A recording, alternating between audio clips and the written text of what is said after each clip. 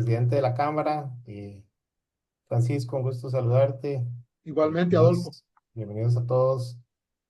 Muchas gracias por el espacio. Aquí estamos en la Junta Directiva de la Cámara, con el quórum que nos establecen los estatutos. Entonces, muy felices de recibirlos, interesadísimos en escuchar y conversar un poco alrededor de todos los temas de tecnologías digitales que se han vuelto tan importantes y van a ser todavía más relevantes para los años que vienen. Entonces, de verdad, bienvenidos.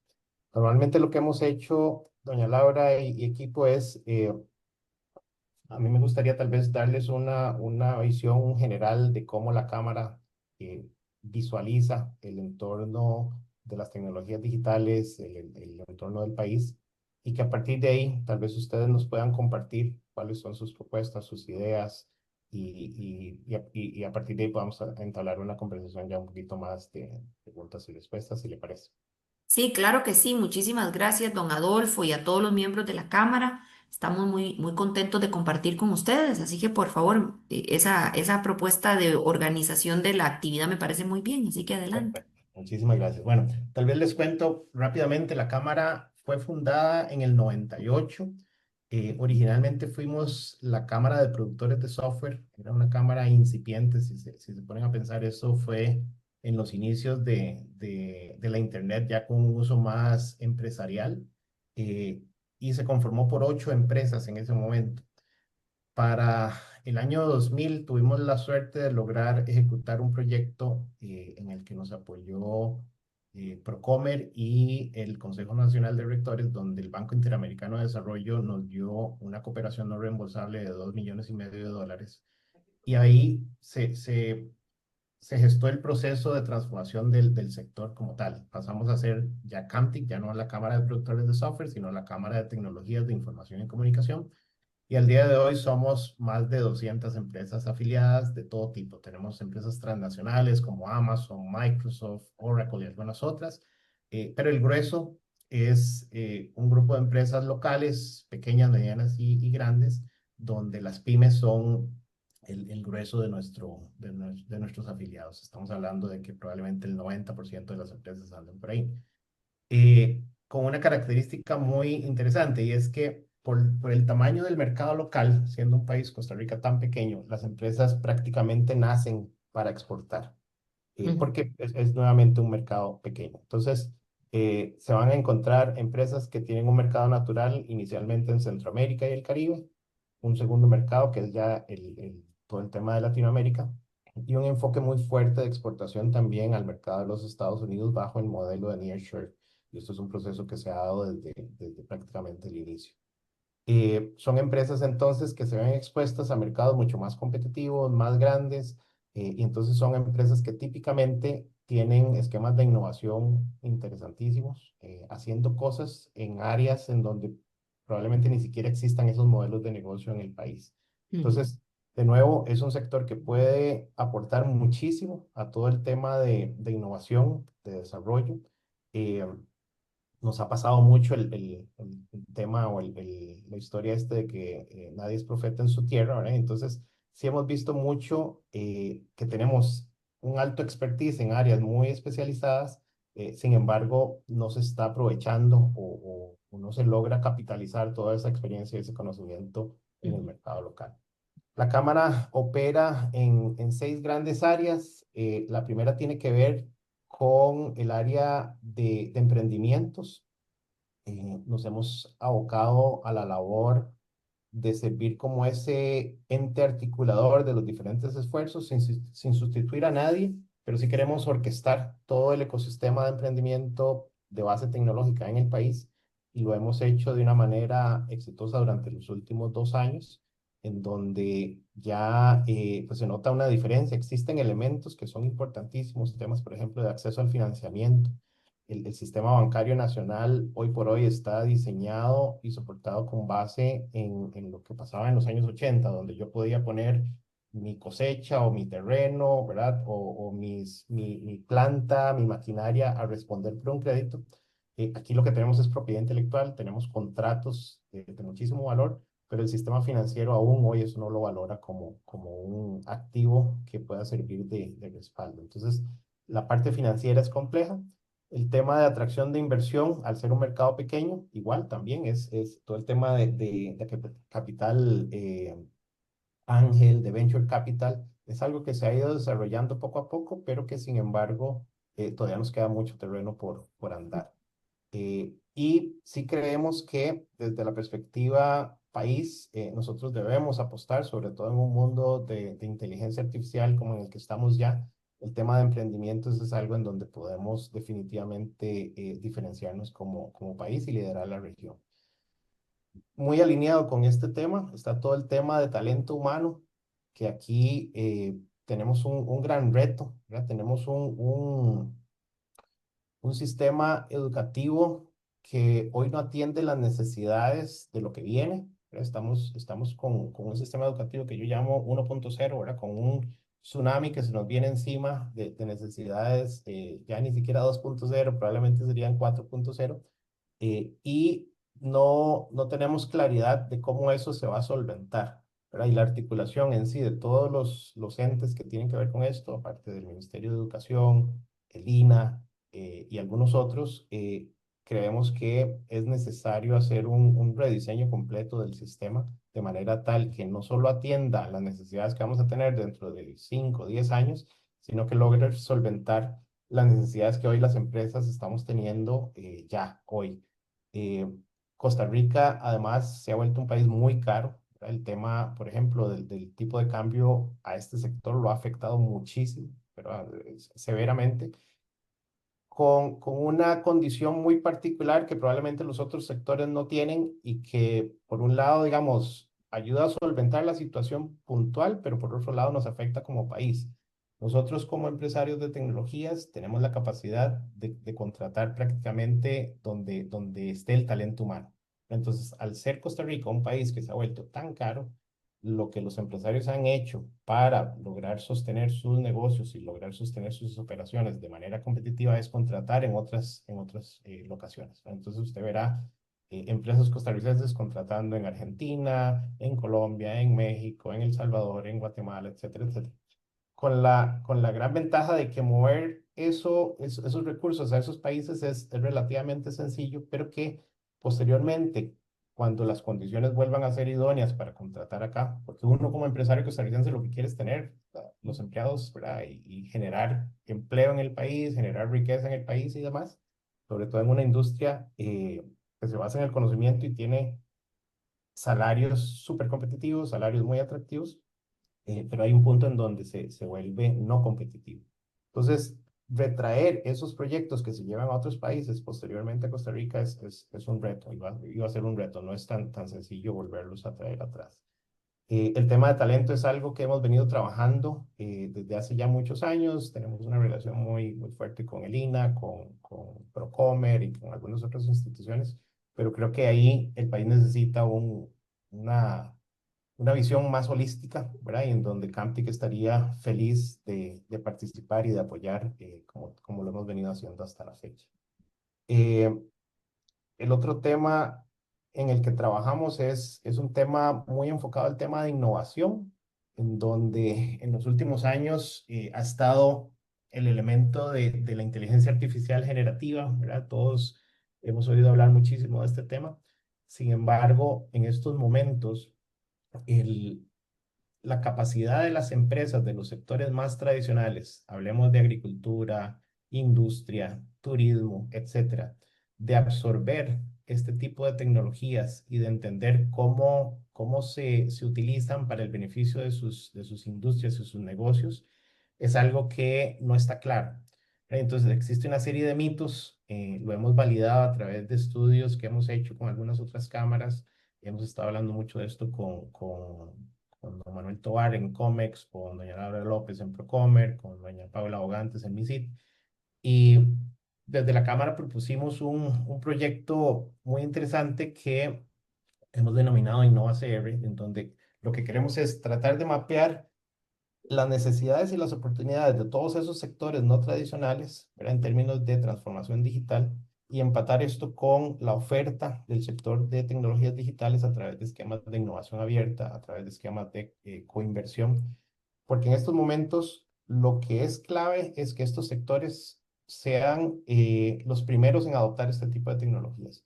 Todo Ujú, esto surgió, doña Laura, inicialmente en una conversación cuando los Estados Unidos nos subieron los aranceles. Entonces, el ministro Tovar nos lanzó un reto a los empresarios en general y nos dijo qué podemos hacer para lograr ser más efectivos, más eficientes, reducir costos. Entonces, Camtic ahí salió con esta propuesta. Con tecnología, nosotros estamos convencidos de que perfectamente podemos mejorar ujú, hasta un 20 o un 25% la eficiencia y la efectividad de las empresas, pero no queremos ir a hacerlo uno a uno. Pensamos que hacerlo sectorialmente es mucho más efectivo, ¿verdad? Y que probablemente encontremos elementos comunes que nos ayuden a ser más eficientes y más efectivos. ujú, Entonces, desde esa perspectiva, hoy por hoy no hay un liderazgo claro en ningún país de América Latina de cómo el sector tradicional esté orquestándose con el sector de tecnologías para hacer trabajos conjuntos.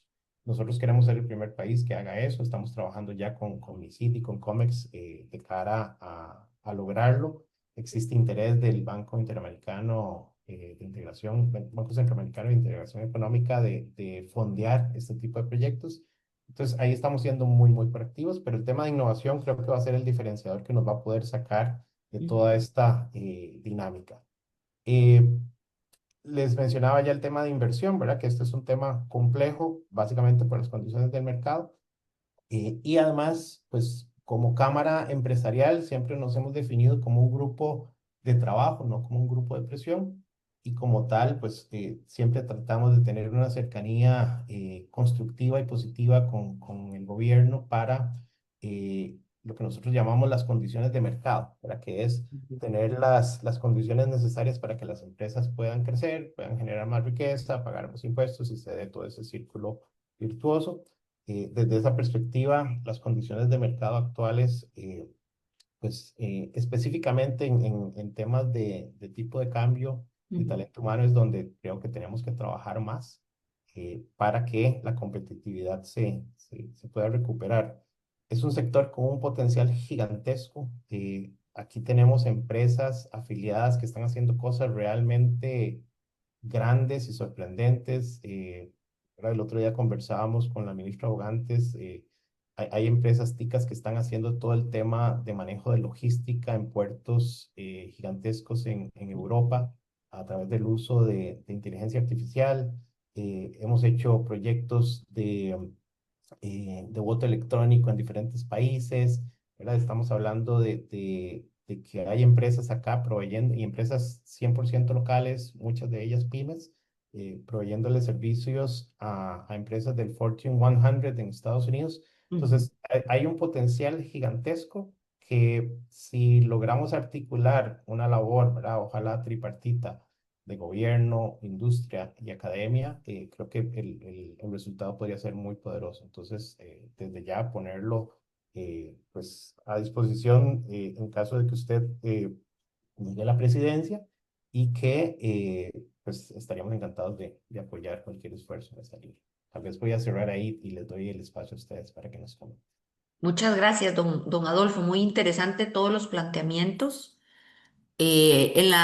Acá en esta actividad me acompaña Francisco Gamboa, nuestro candidato a la primera vicepresidencia. Y bueno, precisamente porque nosotros, además de presentarnos, ponernos a las órdenes, queremos que ustedes tengan claro que somos un equipo de trabajo que quiere estar cerca de ustedes.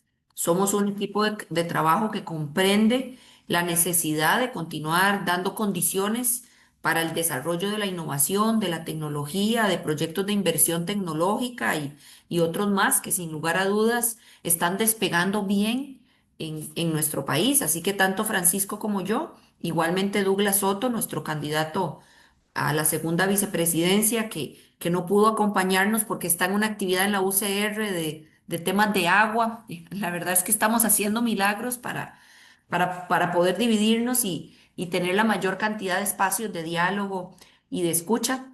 Pero el tema de ciencia, tecnología, tecnologías de información y comunicación ocupan una parte importante en nuestro plan de gobierno. Es un tema al cual nosotros le dimos pues una importancia vital en todo el documento. Creo que es un eje transversal de los diferentes ejes que estamos desarrollando, pero concretamente hay varios puntos que a mí me interesa mucho pues comentarles y conversarles, pero quiero referirme primero a un par de cosas generales de las que usted mencionó.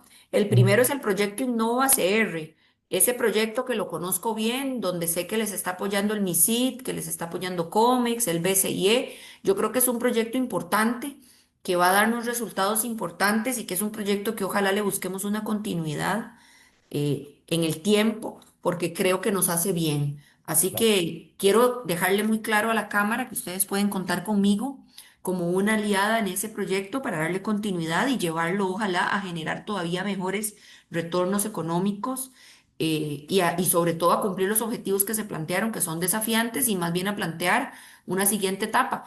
Porque si hay algo que evoluciona constantemente es la tecnología de total. información y comunicación. Y el rezago que tiene Costa Rica en esto es enorme. Así que más bien tenemos que seguir tratando de poner al país al día y ojalá prepararnos en perspectiva para lo que viene. Lo otro que también quiero mencionar a propósito de la rica exposición que usted nos hizo es el tema del tipo de cambio. Mira, el tipo de cambio en Costa Rica es un fenómeno económico que de momento, con las variables en la economía nacional, llegó para quedarse. El tipo de cambio antes estaba muy sujeto a los meses de alta visitación turística. Ustedes lo recordarán que cuando era la temporada alta de turismo, teníamos un exceso de dólares en el mercado y bajaba el tipo de cambio. Pero ahora por el comportamiento de nuestra economía tenemos abundancia de dólares todos los meses. Empresas en régimen de zonas francas, muchas más pues, que trabajan en dólares y que por lo tanto incluso le pagan a mucha de su planilla en dólares y eso le mete una presión enorme al tipo de cambio. Nosotros hemos pensado en varias cosas para tratar de que el tipo de cambio no nos genere perdedores tan marcados y ganadores. En esto hay ganadores que se calculan en 2/3 de la población costarricense deudora en dólares. Esas personas que deben la casa, que deben el carro o empresas que se han financiado en dólares, pues ahora han visto un alivio con la situación del tipo de cambio bajo. Pero evidentemente sectores como los exportadores, como el turismo y otros más, con un tipo de cambio bajo, pues tienen evidentemente una presión importante. Al Banco Central no se le puede manosear su autonomía, eso es un hecho. Ustedes conocen incluso las regulaciones de la OCDE, que cada día más nos exigen a que el banco tenga más autonomía, al punto de que si yo soy presidente de la República, que yo creo que sí lo seré, si Dios y el pueblo de Costa Rica así lo definen, yo no nombraré a un nuevo presidente del Banco Central porque Claro. ya los plazos de nombramiento del presidente del Banco Central, precisamente para garantizarle esa autonomía, no coinciden necesariamente con los cambios de gobierno. Ahora, también uno podría pensar de que el banco ha hecho modificaciones en la tasa de política monetaria muy conservadoras, pero en fin, también hubo un cambio de gobierno en Estados Unidos que generó una incertidumbre grandísima en todas las economías de la región. Entonces, qué difícil es ser uno crítico de las decisiones que ha tomado el Banco Central sin estar uno sentado en la silla y con los zapatos del presidente del banco, con tantas condiciones de incertidumbre especialmente derivadas del cambio de gobierno en los Estados Unidos. Sin embargo, ahí Francisco, Douglas y yo y otros colegas hemos estado pensando de forma innovadora y creativa en cómo podemos tratar de atender este tema. Una alternativa que vemos es permitirle a las empresas cuyo giro de negocio se da mayoritariamente en dólares, que puedan hacerle frente a las obligaciones con el Estado también en dólares. Es decir, pagarle a Hacienda, pagarle a las municipalidades, pagar las cargas sociales a la caja en dólares. Eso no le hace ningún daño a la hacienda pública porque la hacienda pública también compra dólares. Entonces, por lo menos ahí podríamos aliviar lo que es el diferencial cambiario de muchas de las empresas. Y por otro lado, ese proyecto ya, ya se encuentra en la corriente legislativa, fue presentado por el gobierno y bueno, yo espero que salga adelante. Si no ve la luz en esta Asamblea Legislativa o si nos va a pasar aquello que dice el chiste de que uno en la Asamblea presenta un caballo y lo que le entregan es un camello, si nos van a entregar un camello, entonces pues yo prefiero que esperen un poco y lo aprobamos en el siguiente periodo. Pero ese tema es para mí relevante. Y por otro lado, también hemos estado estudiando posibilidades de generar fondos fuera de Costa Rica, de que el Banco Central saque un poco de dólares y los coloque fuera del país para bajar la presión interna sobre tipo de cambio. Pero bueno, esas son discusiones en las que estamos nosotros decididos a darlas, espacios de diálogo y de formulación de soluciones técnicas que creo que nos convienen a todos como sociedad. Por otro lado, también quiero comunicarles que para mí el tema de la tecnología, de la digitalización, de la innovación no es jugando. Conozco muy bien el funcionamiento de la administración pública costarricense y sé lo que le ha costado al MISIT ejercer la rectoría en estos temas. Sé que el MISIT ha sido visto siempre como un ministerio pequeño, sin músculos, sin fuerza, sin capacidades. Y a mí me interesa muchísimo desplegar una estrategia de innovación y de digitalización a nivel de todas las instituciones públicas, especialmente las que prestan servicios esenciales a la ciudadanía. Hay trabajos enormes que hacer en seguridad. Nosotros estamos planteando un centro de mando y control, un C7I, donde hemos ido a ver la experiencia mexicana, la experiencia en Estados Unidos, donde con inteligencia artificial, aprovechamiento de todos los sistemas de tecnologías de monitoreo, amarran desde los radares de los aeropuertos, los escáneres de los puertos, todos los controles fronterizos a los vehículos de carga que entran y salen, les ponen un chip de seguimiento. Y todos los operativos de policías municipales están amarrados a un C7, a un centro de mando y control. Y en realidad no es tan caro como uno se imaginaría. Y a mí ese es uno de los principales temas donde creo que la seguridad y recuperar el control terrestre es vital, y la tecnología y la inteligencia artificial pueden ser un enorme aliado. Pero si hablamos de la caja, de todo lo que es manejar diagnósticos con IA, telemedicina, teleconsulta. O sea, nosotros estamos en pañales en el aprovechamiento de la tecnología para mejorar servicios públicos esenciales. El AIA, que es un talón de Aquiles de la administración pública y del desarrollo, porque no hay digitalización, no hay ni siquiera procesos homogéneos entre una sucursal de la IA y otra. Por otro lado, en materia de transporte público, ahí también la tecnología podría ser una aliada enorme, definiendo rutas de sectorización de buses, definiendo corredores de logística de carga y otros más. Entonces, yo he llegado a la conclusión de que no es suficiente con tener un ministro para el MISIT, sino que uno tiene, y a mí me encantaría, y es algo que he estado pensando mucho en estos meses, que si yo llego a la presidencia, yo creo que yo voy a designar un ministro sin cartera, que se encargue de ser la persona que lleve adelante la transformación digital del sector público en Costa Rica. Porque el ministro está en mil cosas que son propias de sus leyes, pero debe haber una persona que se encargue de tener la visión zoom de todo el Estado, de aplicar economías de escala, de ver experiencias comparadas, y eso es algo que yo creo que le va a hacer bien a Costa Rica, que lo podamos tener para de veras meterle un empujón a este tema. Por otro lado, nosotros queremos implementar muchísimo mejoras en digitalización del Estado, como le decía. Yo creo que las ventanillas únicas digitales han funcionado bastante bien y que se puede mejorar muchísimo más en automatización. También nosotros queremos posicionar a Costa Rica como un Costa Rica FinTech, donde garanticemos seguridad jurídica, incentivos también para actividades financieras tecnológicas, que en eso el país está completamente en pañales. También en el plan de gobierno estamos promoviendo el apoyo a pymes en materia de TICs y el apoyo a startups que puedan, también que sabemos hay montones en Costa Rica, pero que no tienen el suficiente acompañamiento, y por ahí nosotros creemos que el país tiene una gran oportunidad de colocarse incluso como un exportador de servicios digitales, y que también tenemos una oportunidad para atraer inversión mediante ferias, misiones comerciales y otras más, donde aprovechemos lo que el país ha caminado en materia de consolidación, y donde sobre todo apoyemos más lo que empresas como las que ustedes tienen en Camtic han venido haciendo, que lo han hecho pues prácticamente asumiendo ustedes todo el riesgo y con una profunda resiliencia y con una profunda convicción de echar a andar muchos de estos emprendimientos, porque sé que muchas son pequeñas empresas y que han logrado salir adelante con propuestas tecnológicas y de innovación que son increíbles. Así que yo espero poder ser una verdadera aliada en eso. También yo creo, y otro tema que está en nuestro plan de gobierno es Hacienda Digital. Miren, la evasión fiscal que hay en Costa Rica el contrabando y el comercio ilícito que hay en Costa Rica.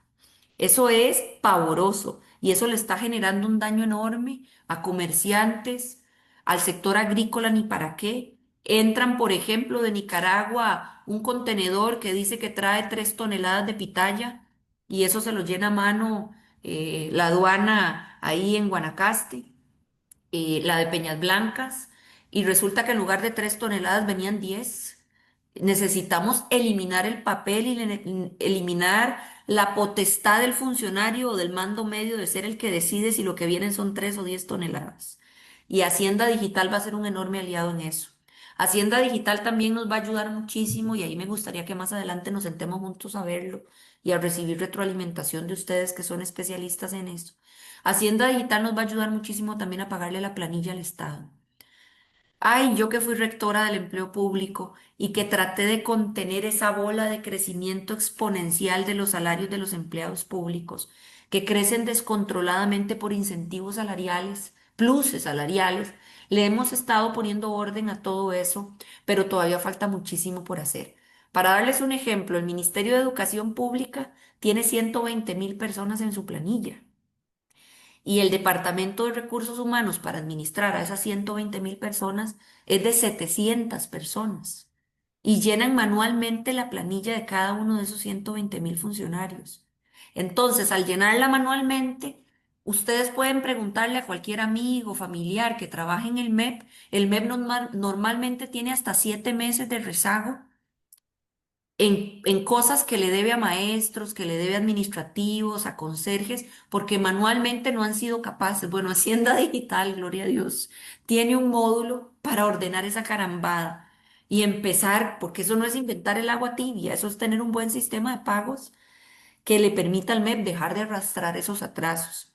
¿Por qué? Porque esos atrasos derivan en que el promedio mensual de recursos de amparo que recibe el ministro del MEP es de 210.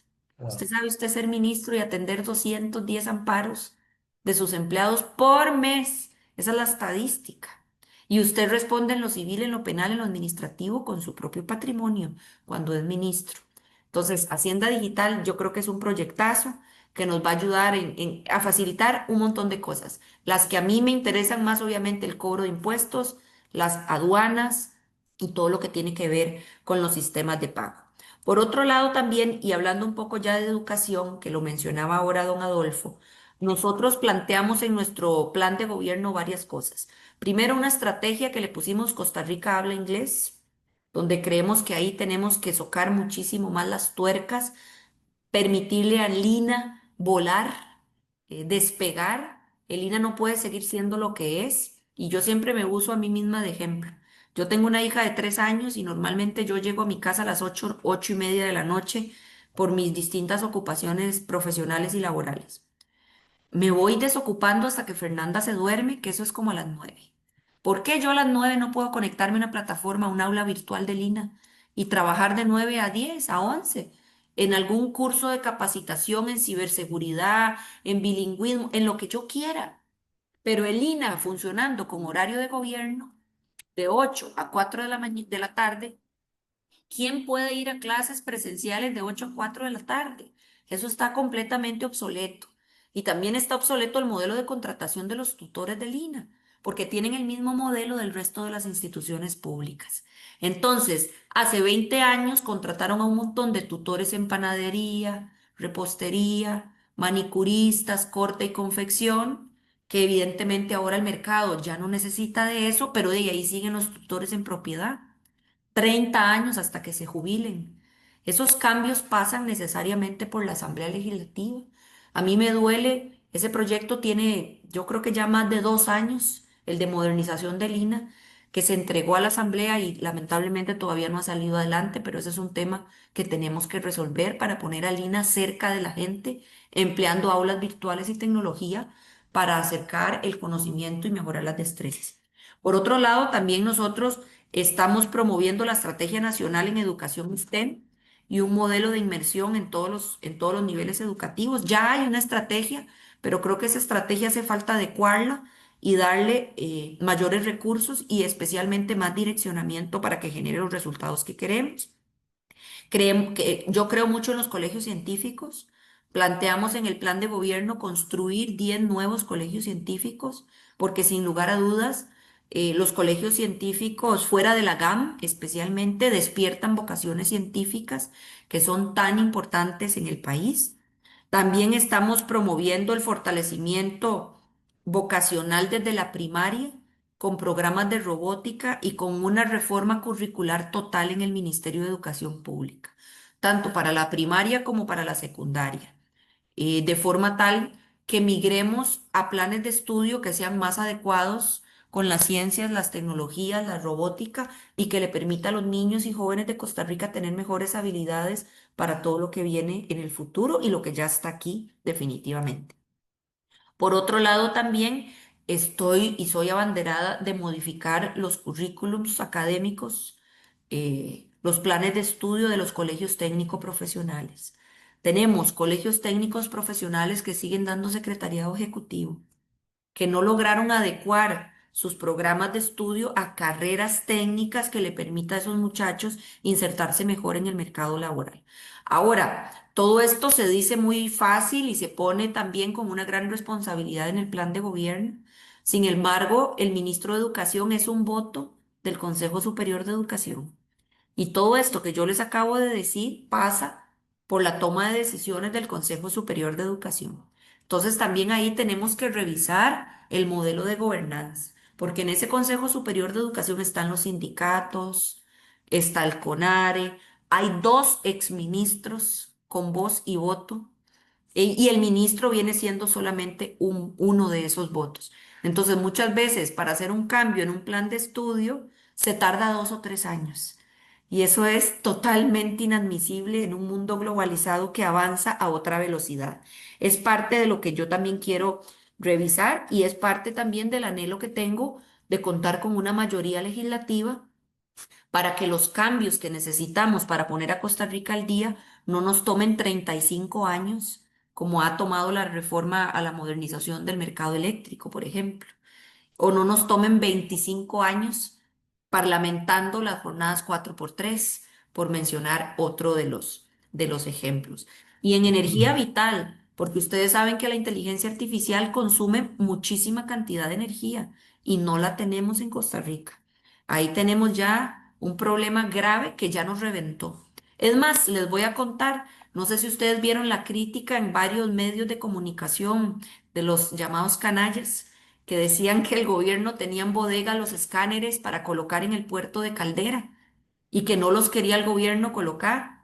No es que el gobierno no los quería colocar. Ya habían llegado de la cooperación de los Estados Unidos, pero no teníamos la carga de voltaje en Caldera para abastecer esos escáneres. Hubo que hacer el ICE, la inversión. Imagínense ustedes cómo vamos a llevar las zonas francas que ocupamos. ¿Cómo vamos a atraer las empresas en el montón de oportunidades en data centers, por ejemplo, y otros más, que hay una oportunidad grande de generación de fuentes de empleo de calidad en zonas francas y otros más? Pero ahí, si no tenemos la energía, estamos con una adelante y otra atrás. Ese es otro tema que a mí me interesa muchísimo. También quiero aprovechar de trabajar en temas de cierre de brechas de género, en acceso y en formación en ciencia, tecnología e innovación. Bueno, yo soy evidentemente una mujer que quiere también trabajar en beneficio de las mujeres de Costa Rica y yo creo que ahí también podemos echar a andar planes específicos de generación de capacidades para mujeres, donde se aproveche el teletrabajo y otras herramientas más que favorecen el doble rol que tenemos las mujeres de cuido y de niños y de adultos mayores que cada día pues se incrementan en nuestro país.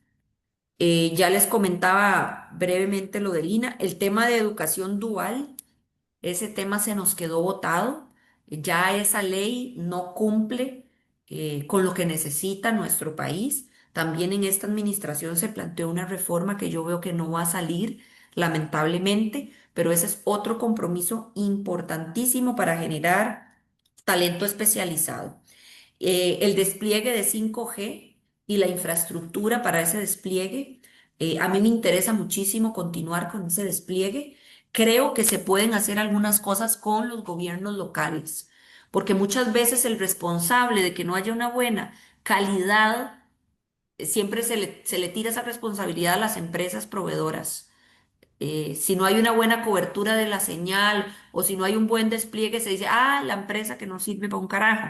Pero la gente no se da cuenta que muchas de esas ocasiones es la municipalidad que no generó los reglamentos o la municipalidad que no generó las condiciones que permitan el adecuado despliegue de 5G. Yo creo que ahí vale mucho la pena y va a depender del músculo legislativo que tengamos. Pero ustedes se imaginan qué bueno sería hacer algunas reformas al código municipal y poner este tipo de cosas como parte de las obligaciones de los alcaldes. Es que los alcaldes son funcionarios públicos, igual que los consejos municipales. No debería de ser potestativo, debería de ser obligatorio que cumplan con su labor en todos estos temas y en todas las materias regulatorias que permiten fortalecer el desarrollo. Otro tema en paralelo a esto, los planes reguladores. ¿Cómo puede ser que la mitad de las municipalidades de Costa Rica no tengan plan regulador? A mí me lo dice mucha gente, Laura, yo quiero invertir en la región Brunca, quiero construir esto, voy a generar tantos empleos y después me dicen, ya no, porque no hay plan regulador. ¿Y cómo va a ser que el uso del suelo que me permitan va a depender del visto bueno de un funcionario municipal? No hay ninguna seguridad jurídica para llevar capital privado a muchas de esas municipalidades. Entonces, ese es otro tema en paralelo que a mí me interesa hacer, reformas en el Código Municipal que nos den más seguridad jurídica y que le soquen las tuercas a las funciones de los alcaldes. Y si no las cumplen al estar reguladas en la norma, pues se les abren procedimientos de incumplimiento de deberes. Pero es que este país tiene ya que ponerse las pilas en muchos campos porque arrastramos, perdón, un grave rezago.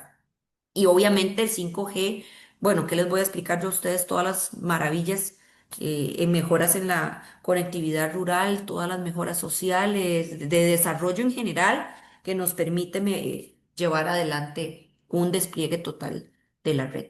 En inteligencia artificial, a mí me gusta mucho la estrategia que construyó el MISIT. Yo creo que es una buena idea esa estrategia. De hecho, he visto y me ha alegrado mucho que la utilizan en varios lugares de la región como una referencia de una buena práctica. Mucha gente a mí me ha dicho que deberíamos de tener una ley que regule el uso de la IA en el país. A mí me da mucho miedo que empecemos a establecer sobre regulaciones que más bien maten la innovación y que más bien maten el aprovechamiento al máximo de la inteligencia artificial. Nuestro país es un país que siempre cae en la tentación de la sobreregulación, de la sobreburocratización, de la sobretramitología. Y con el tema de la IA, esa es otra cosa que me encantaría, don Adolfo, que podamos después de febrero, porque ahora evidentemente yo estoy como entre una licuadora a la que le ponen toda la velocidad y le quitan la tapa. O sea, mi agenda de trabajo es una locura. Pero después de febrero a mí me gustaría mucho también que podamos tener una mesa técnica de trabajo con Camtic para hablar sobre la IA, para hablar de cómo la podemos aprovechar, de cómo no le tenemos miedo a la IA, de cómo generar un uso ético también de la IA. Bueno, a mí mi mamá me pasa mandando videos y yo le digo, mamá, por favor, esa no soy yo. Mi mamá es una adulta mayor y bueno, toman mi voz, toman todo. Entonces, creo que también hay que hacer un uso responsable y muchísima educación, porque nosotros tenemos una pirámide demográfica altamente envejecida y a veces nuestros adultos mayores no distinguen con tanta facilidad que puede ser fruto de la construcción de la inteligencia artificial y que sí es verdad. Pero las enormes posibilidades de ahorro de recursos en funciones de las instituciones públicas es inmensa. Es inmenso lo que podemos hacer con IA en seguridad, como les decía, en salud, en educación, en transporte público, en inversiones públicas. Imagínense ustedes, bueno, todos los modelajes de proyectos de inversión que uno puede construir con la IA, los corredores de logística de transporte, en fin, es una herramienta enorme. Y lo que tenemos que buscar es la forma en que los funcionarios públicos la usen, se apropien de ella y le maximicen sus potencialidades porque podemos generar grandes ahorros de recursos. Hacer rediseño de procesos en la administración pública Imagínense. O sea, podríamos ahorrarle tiempo valiosísimo a los ciudadanos y mejoras en la calidad de los servicios públicos aprovechando todas estas herramientas. Por otro lado, y ya para ir cerrando el tema de ciberseguridad, a mí me preocupa muchísimo. Yo cuando ingresé a este gobierno estuvimos al frente del ciberataque, muy complicado porque teníamos compromisos con el Fondo Monetario Internacional en el marco de los préstamos de rescate económico que le dieron a Costa Rica. Recuerden que cuando este gobierno ingresó, lamentablemente nuestro país estaba sumido en una de las más grandes crisis financieras, al menos que yo he visto, donde teníamos un enorme riesgo de capacidad de impago de la deuda y donde estuvimos, bueno, yo era miembro de la autoridad presupuestaria y de la Comisión de la Administración Financiera del Estado y la verdad es que los números eran muy alarmantes y más alarmante aún que había un hackeo en Hacienda. Mm, Entonces no podíamos verificar un montón de cosas y no podíamos trabajar en un montón de cosas y teníamos la presión del Fondo Monetario Internacional con plazos de cumplimiento de acuerdos con el fondo y nosotros con Hacienda hackeado, donde no podíamos ver ni siquiera la planilla. A mí que me tocó hacer las reformas en materia salarial y de pagos a los empleados públicos, era terrible porque yo no podía formular salarios globales sin ver los históricos de los pagos porque estaba hackeado. Entonces creo que de esa experiencia aprendimos todos cómo era posible bueno, ni había CECIRT, yo creo, lo que había era una cosa que se alejaba mucho de un verdadero CECIRT. El horario de funcionamiento, sí. o sea, como si los ciberatacantes, los ciberdelincuentes dejaran de trabajar a las 4 de la tarde y Mm, volvieran a funciones a las 8 de la mañana del día siguiente. Más bien, de verdad que nuestro país es un milagro en muchas cosas, porque con ese nivel de irresponsabilidad en el manejo de estos temas, el daño que nos pudieron haber hecho mm, pudo ser incalculable. Pero bueno, yo creo que hay que seguir por la línea de generar una gobernanza robusta en el CECIRT. Yo he trabajado muchísimo en todo lo que ha sido la reorganización interna del MISIT para tratar de fortalecer al MISIT con plazas y que se tenga un verdadero centro de respuesta de incidentes que pueda hacerle frente a estas amenazas. También me parece importante que fortalezcamos el marco de legalidad para la ciberdelincuencia porque ahora hay delitos donde usted, desde delitos al honor, pero también delitos patrimoniales, delitos donde la gente puede perder cantidades de millones que no están adecuadamente tipificados en nuestra legislación. Entonces ahí tenemos un trabajo por hacer, creo yo, en el Código Penal y en otros más para tipificar este tipo de delitos y establecer sanciones fuertes a quienes los cometen. Y también creo yo que tenemos que seguir formando talento humano en todo lo que tiene que ver con ciberseguridad, que ahí hay una oportunidad importante. Y otro tema donde yo quiero que avancemos, y ahí también les voy a pedir mucha colaboración en el futuro, si Dios lo permite, es en la protección de infraestructuras críticas. Hay que hacer un plan nacional necesariamente para las instituciones en sectores claves como energía, telecomunicaciones, finanzas, salud, de protección de infraestructuras críticas. Ya vi aeropuertos. Ustedes vieron que un día de esto se cayó el radar claro. del Juan Santamaría. Yo, y vieron por lo que se cayó, ustedes se enteraron, ¿verdad? Me imagino, de qué fue el fallo. Uno dice, ¿cómo puede ser que nosotros no tengamos un plan de protección? Y eso no fue ni un ciberataque, eso fue como una UPS que se fue a la tira y se hizo un corto y se fue todo. Y se apagó el aeropuerto. Eso no nos puede seguir pasando. En el Ministerio de Educación es rampante el peligro de uso incluso inadecuado de recursos de la hacienda pública por doble pagos, por triple pagos. En fin, hay en el país una inmensa oportunidad de mejora y creo que hay que avanzar hacia esa protección de infraestructuras críticas. Hay instituciones que lo hacen muy bien, como el INSS y otras más, pero la caja que maneja hasta los fondos de pensiones, imagínense en lo que es un ataque ahí sin los adecuados, ¿verdad? Sin la capacidad de levantar sistemas y demás que tienen nuestras instituciones.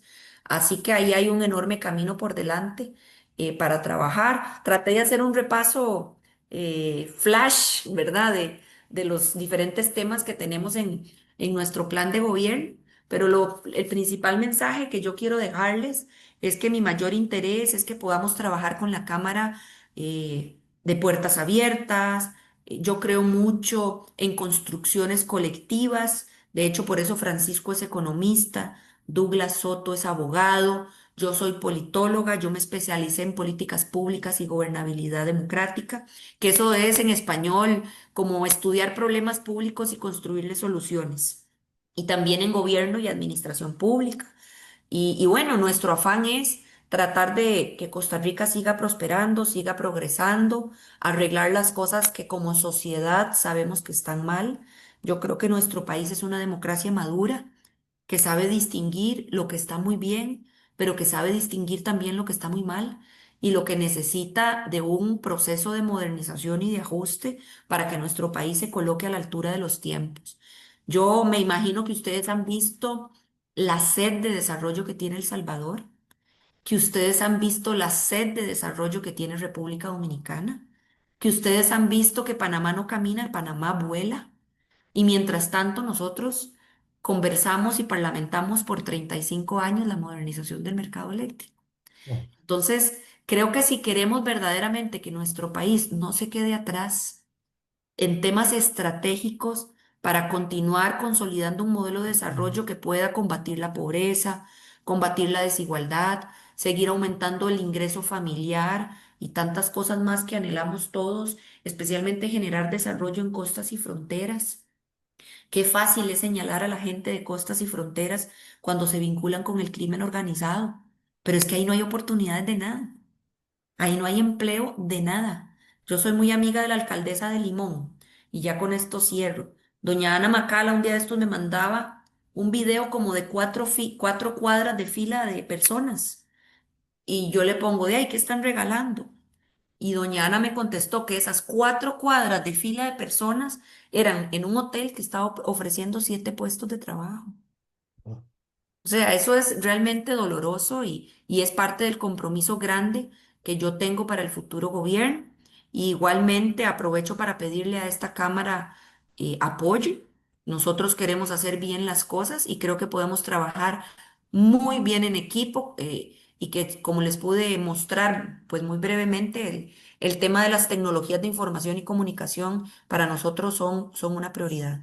Así que muchísimas gracias por la invitación y quedo atenta a que sigamos compartiendo, conversando y listos para lo que viene, ¿verdad? Por supuesto. Muchísimas gracias, doña Laura. Creo que usted hace un resumen bastante acertado, ¿verdad? Definitivamente tenemos un país que está entrabado, ¿verdad? Desde muchas perspectivas.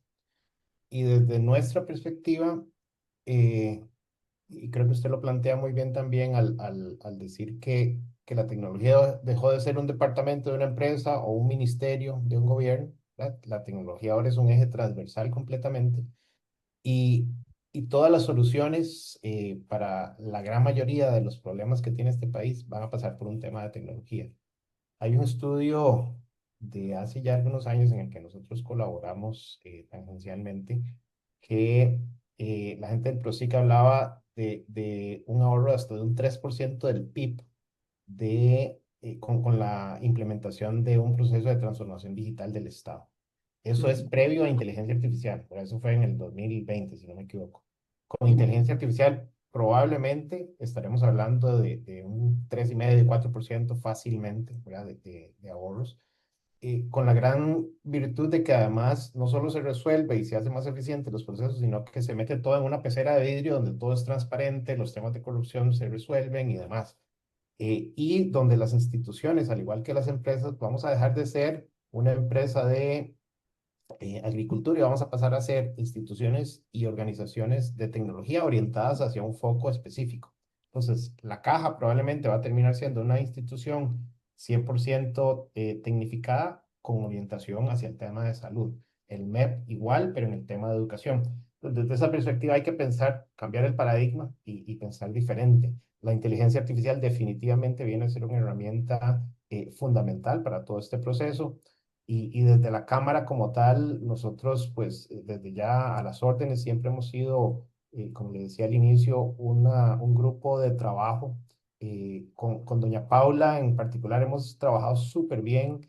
Me parece que su liderazgo ha sido clave en todo este proceso de transformación y creo que el hecho de darle una relevancia todavía mayor, según la propuesta que usted nos mencionaba, pues va a ser un enfoque correcto.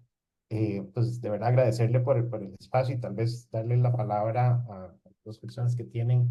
Julio, tal vez por cortesía voy a darle la palabra a don Francisco primero. Sí, Gracias. gracias, don Adolfo. Yo quería compartir con los señores unos comentarios que me parecen importantes. Primero, obviamente nosotros comprendemos al sector de tecnologías de información y comunicación como un sector absolutamente transversal que tiene relación con todos los demás sectores de la economía, que los impulsa, los apoya y les da competitividad. Así que obviamente es un sector absolutamente estratégico para todo el sistema económico. Es el que puede ser el catalizador y el impulsor del aprovechamiento al máximo de los cambios tecnológicos, de la inteligencia artificial y demás.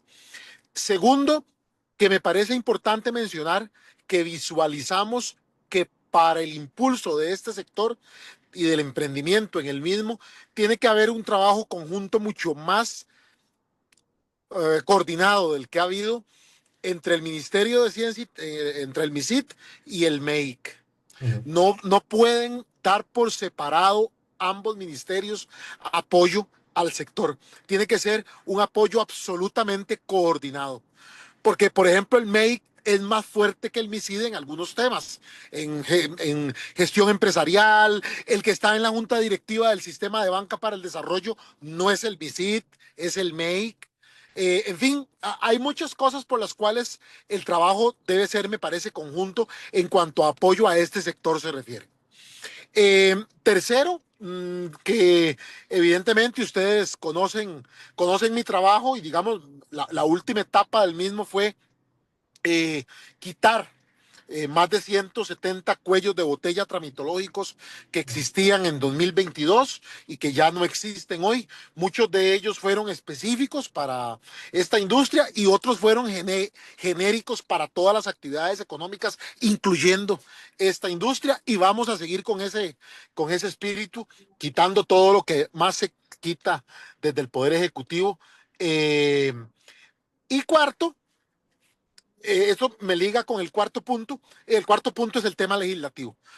Nosotros en esta campaña estamos pidiendo, y doña Laura, empezando por ella y su liderazgo, está pidiendo el apoyo para nosotros tener una mayoría legislativa, porque básicamente llevamos casi un cuarto de siglo de nadadito de perro legislativo. La fragmentación legislativa no nos ha llevado a nada en estos casi 25 años.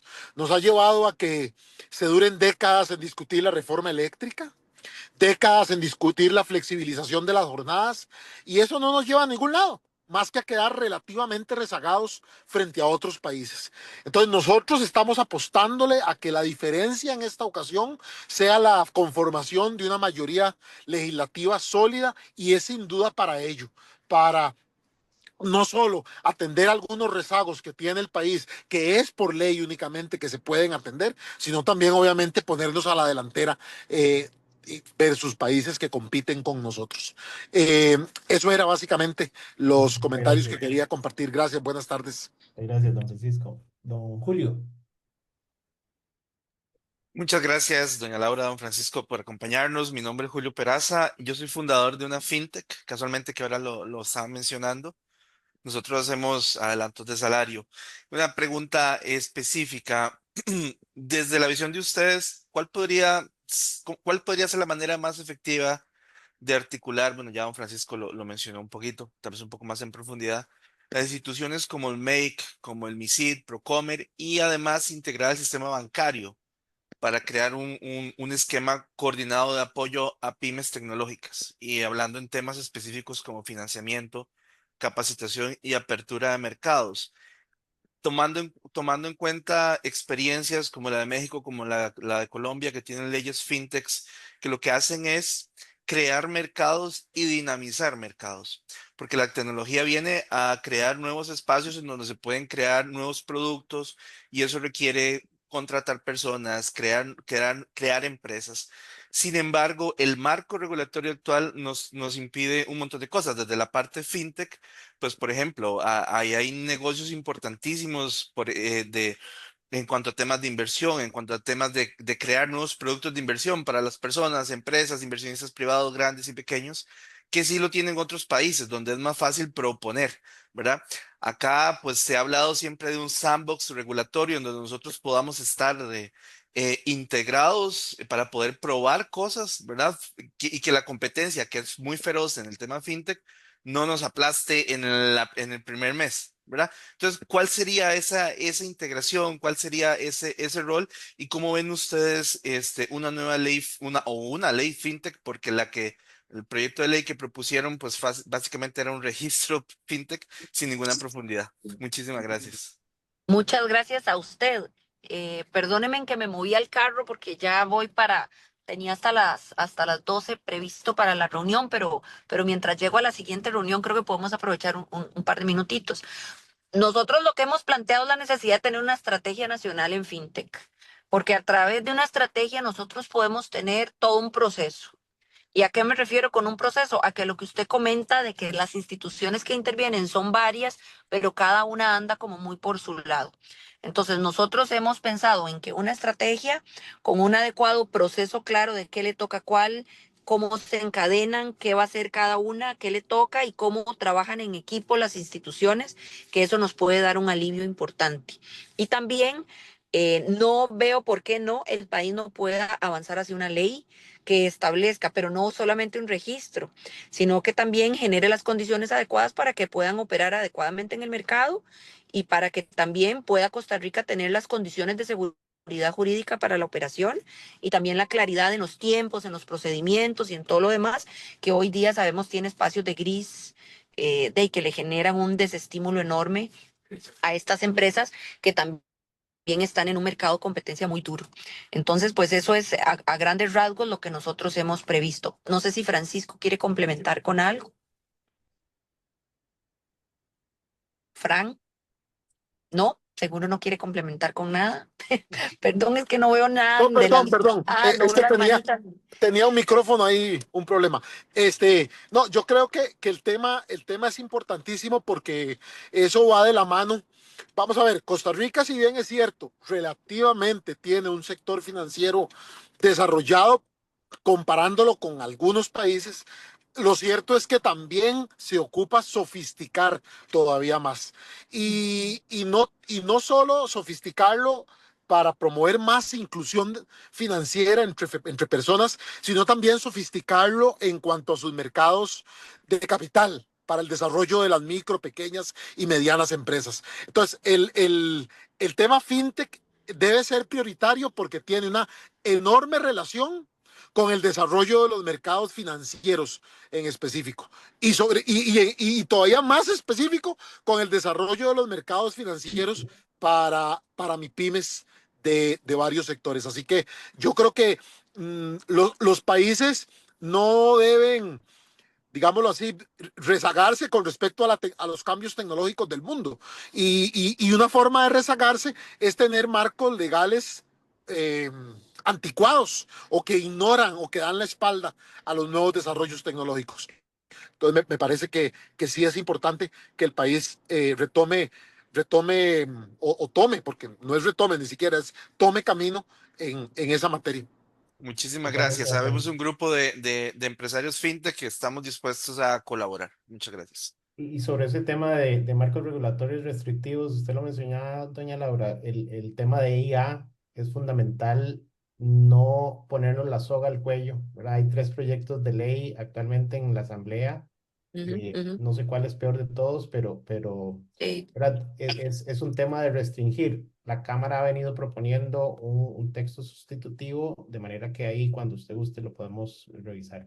Y tal vez... muchísimas gracias. Me parece muy, muy importante que lo hagamos porque yo reitero que no sé si una ley sea necesaria y si lo podemos manejar con la estrategia o si se va a aprobar una ley que no se convierta en una camisa de fuerza para la innovación, para la creatividad y que Correcto. más bien se haga una ley con un enfoque de que qué miedo la IA y entonces más bien Creo que nos restemos oportunidades.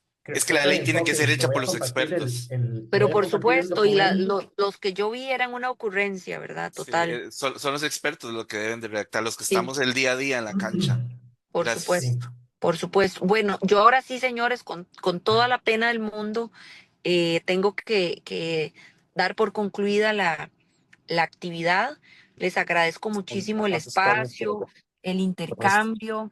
Yo creo que, como les decía, después de febrero, con gusto podemos retomar mesas de trabajo, sesiones de trabajo, ojalá hacer una hoja de ruta en conjunto para sacar el máximo provecho a todo lo que hemos estado conversando. Muchísimas gracias. definitivamente. No sé si quedaba alguna otra mano levantada. Yo es que Sí, ya no veo, pero sí, Quedan doña un Laura. par ahí, pero no sé si tiene el chance, doña Laura. Francisco, Francisco, usted ya llegó al almuerzo. Sí, pero, sí, señora. Usted ya está aquí. Sí, señora. Ah, bueno, no, es que yo también, y yo tengo que ir a una zona franca, tengo que salir para una zona franca en Heredia a la 1. No se Entonces, preocupe, doña y ya Laura. están las personas del almuerzo de las 12 aquí esperándonos. Nuevamente, Eh, muchas ¿Cómo gracias, más usted bien. me dice qué hacemos, doña Laura? Yo, con mucho no, gusto. tal vez varios de ustedes tienen mi número de WhatsApp. Tal vez las preguntas que quedan pendientes, si me las pueden mandar por un WhatsApp y yo Claro, les contesto con un audio, de porque no acuerdo. me gustaría que queden preguntas pendientes, pero les ruego me disculpen porque la limitación de agenda es tremenda. Esto Bueno, se me volvió como un e-vice. Es una tras otra y si se me atrasa una, se me atrasa en cadena todo lo demás. no se preocupe. Yo le mando las preguntas, yo tengo Sí. su teléfono y de nuevo, muchísimas gracias y quedamos a la orden para colaborar. Gracias a usted, don Adolfo, y a todos los que participaron en esta conversadita tan sabrosa que tuvimos. Un gran Muchas gracias, abrazo y buen que día. pasen feliz Navidad. No sé Gracias, si igualmente. los veo más, que disfruten mucho en familia. Hasta luego. Gracias. Buenas tardes. Gracias, Gracias. Francisco.